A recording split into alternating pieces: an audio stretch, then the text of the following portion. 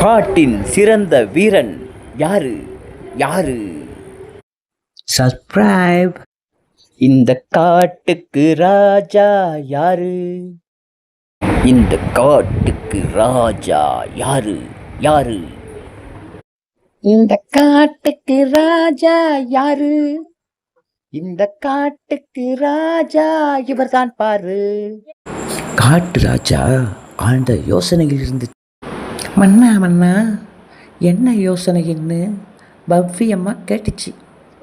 போட்டி ஒன்று நடத்தணும், காட்டு வீரனை தேடி, சிறந்த காட்டு வீரனை தேடி உத்தரவிட்ட மறுநொடியே போட்டி நடத்த தண்டோரா போட்டாச்சு. சிம்பன்சி தண்டோரா போட்டாச்சு. காட்டு விலங்குகள் குசியாச்சு. காட்டு ராஜா தலைமையில் போட்டி அரங்கம் ரெடியாச்சு. முதலில் வந்த குரங்கு மன்னாரு தலகீழா நின்னா. அப்பு மாமா வந்தாரு, பாடி பில்டிங் பண்ணாரு.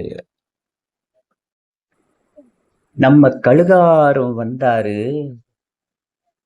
டைவ் அடிச்சு பார்த்தாரு. சிறுத்தையாரு வந்தாரு, சீறி பாஞ்சி பார்த்தாரு. ஏதோ ஒண்ணு குறையறதா ராஜாவும் நினைச்சாரு. மன்னா வணக்கம்னு ஒரு குரல் கேட்டுச்சு. நீ என்ன பண்ண போற பார்வையால கேட்டுச்சு. சுற்றி இருந்த விலங்கு கூட்டம் ஏளனமா சிரிச்சிச்சு.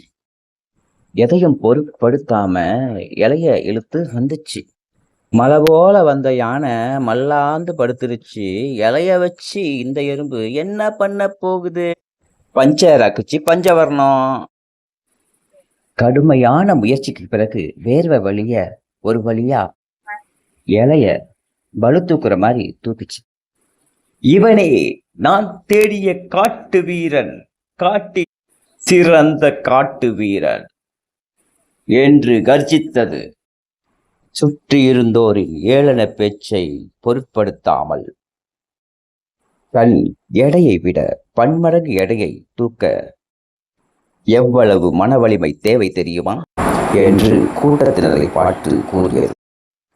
காட்டு விலங்குகளும் ஆம் என ஆமோதித்த. வெற்றி கோப்பை உனக்கே என எறும்புக்கு வழங்கி, நண்பா நீயும் என்னை போல் ஜெயிக்க இடமோ உருவமோ எதுவுமே தடையில்லை, மன வலிமைதான் ஃபர்ஸ்ட். தேங்க்யூ.